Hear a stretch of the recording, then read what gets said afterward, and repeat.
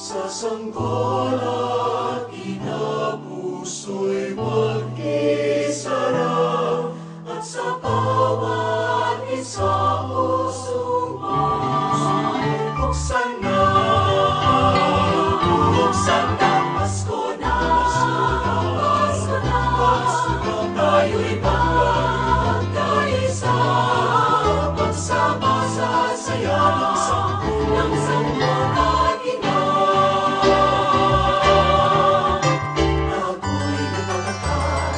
sawang payak, doon pa nagamanan ng haring anak. Sa sanggol at kinapuso'y mag-isara, at sa bawat isang